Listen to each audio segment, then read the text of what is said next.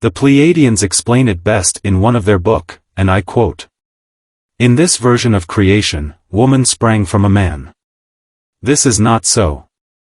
It is always the goddess who knows the scoop on making life, because it is the goddess who carries the blood." The Bible relates the story of the tree of life and the tree of knowledge. The tree of knowledge allows you to be informed. Sexual ability and practice equate to the tree of knowledge, the tree that humans were forbidden to eat from. They were forbidden to participate as well with the tree of life. What is the tree of life? Many think that the tree of life is something that grows a fruit. It is rumored that through ingesting this fruit of the tree of life you can gain immortality. In ancient times it was understood that this fruit was the blood of the goddess. That was the fruit of the tree of life. Think of your body and your nervous system as a tree. The stories are not talking about fruits on trees, but to the fruits of the body. The secretions and substances that are indeed gifts of the gods. For eons, the gods have been steering you away from this knowledge.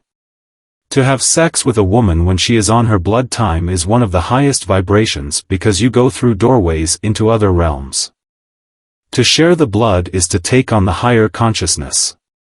Indeed, blood is one of the keys to longevity, menstrual blood of the goddess, Esma, in combination with monatomic gold. This is how the gods did it and still do. Here on earth, we also have access to the blood of the goddess through women's menses.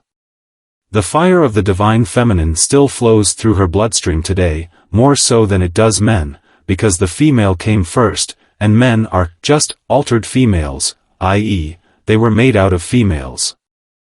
Not the other way around, like we have learned from distorted religions. If a male has a true, loving relationship with a female and they have sex during her menstruation, and they know how to enjoy magic sex through the female orgasm in the shamanic ways, and the female is willing to share, the experience not only takes them to the 96%, but the experience is enhanced by the menses, and so is the longevity of the parties. One of the most powerful gifts a woman can give to her man is for him to drink from her menstruation blood, because it may prolong his life, enhance his energy level and make it easier for him to connect to the world beyond space/time.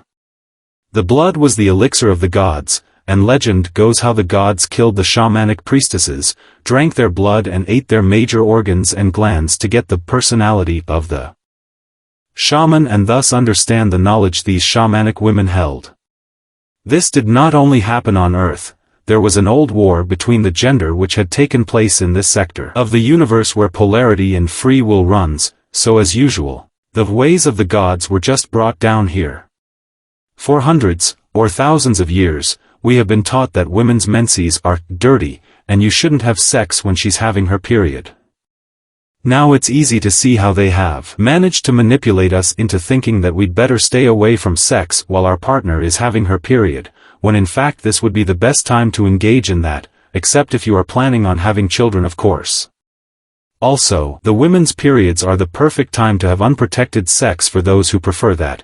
It's the nature's way of saying, now you can have sex without being pregnant. Want to be pregnant, then have sex when you're fertile.